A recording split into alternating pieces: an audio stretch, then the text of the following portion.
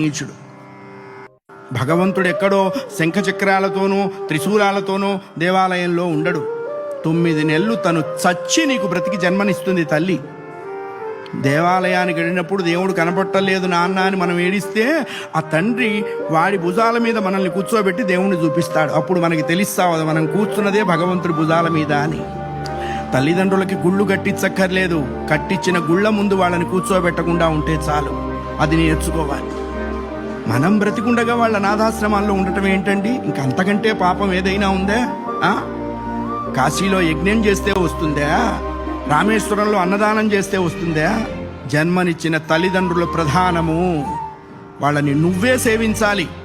భగవంతుని సేవించకపోయినా నష్టం లేదు, బోల్డు మంది ఉన్నారు.